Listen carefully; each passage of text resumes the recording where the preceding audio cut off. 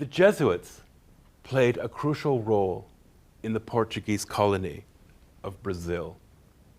Arriving as missionaries in the 1540s, they would remain until their expulsion in the 18th century. Particularly notable during that time was their relationship with indigenous peoples. King John III of Portugal sought in the 16th century greater exploration of Brazil.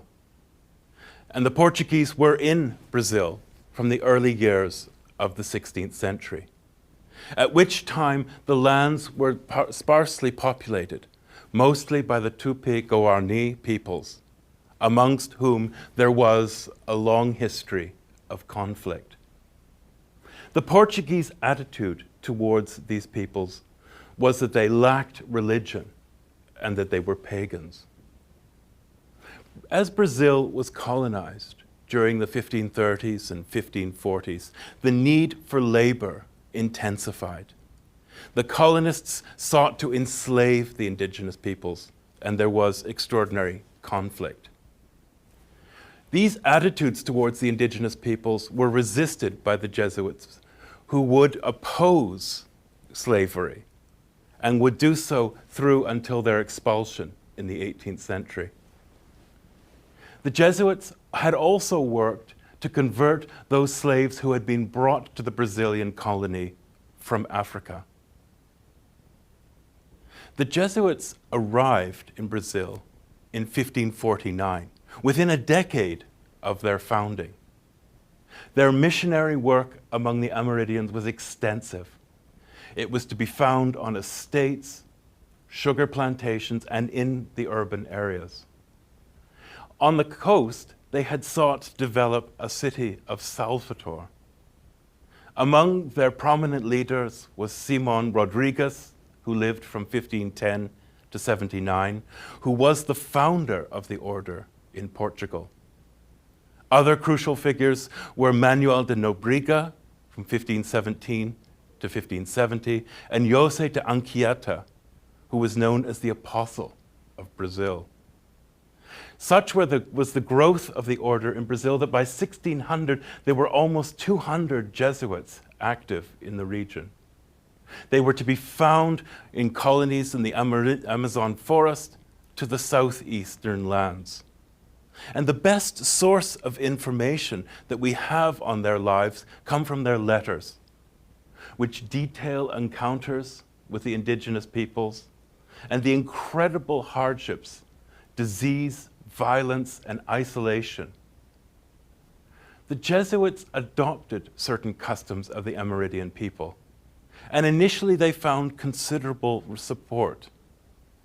These they did by translating the gospel and their message into the local languages. And here we see a book which was to teach the Jesuits how to speak the language of the Guarani.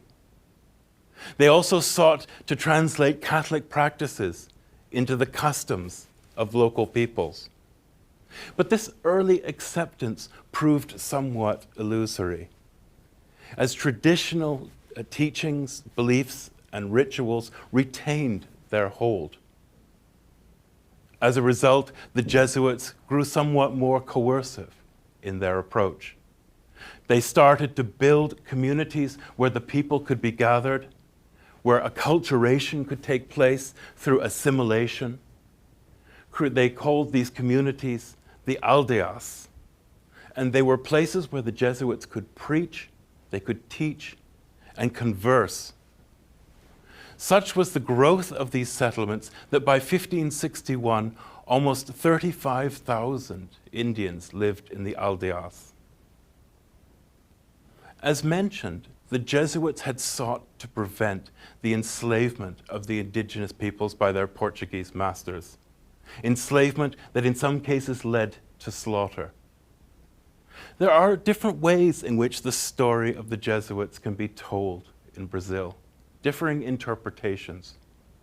For some, they were a humanizing force, opposition to slavery, seeking to convert the indigenous peoples to Christianity, teaching, and sympathetic to local customs through the learning of languages and the adaptation of practices. For others, however, the Jesuits became all too quickly part of the colonial economic project, and that their establishment of communities near European settlements served that project. As the Jesuits sought to convert, and as they sought to care for the indigenous peoples, they were brought into conflict with the slave traders and slavery system that underpinned the economic success of the colony. But the suffering of the peoples was further enhanced by the diseases that were brought amongst them. These epidemics took a terrible toll as the indigenous peoples were exposed to illnesses for which they had no experience and little resistance. Central to the Jesuit project was education. And in the urban centers, they built colleges where children of European and mixed race descent were taught Portuguese, Latin, the arts, and the tenets of the Catholic faith. The Jesuits were active in the building of schools, colleges, and churches. For the most part, they focused, as they did in Europe, on educating the children of the elites, the children of the settlers. They came in time to be property owners with sugar plantations that they used to fund their missions. It was a role that was highly controversial.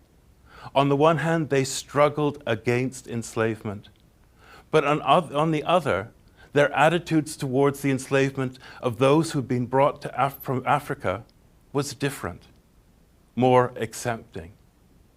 They were part of the colonial development and exploitation, and at times they were accused of having lost their spiritual goals in the service of the economy. But the story develops in different ways.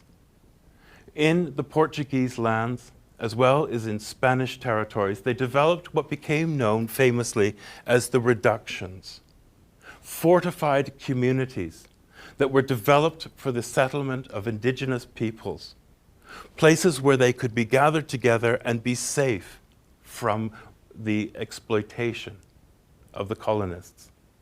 Such was the growth of these settlements, where the Jesuits could teach and could practice amongst the peoples the Catholic faith, that by the 17th century, almost 150,000 people lived in these reductions.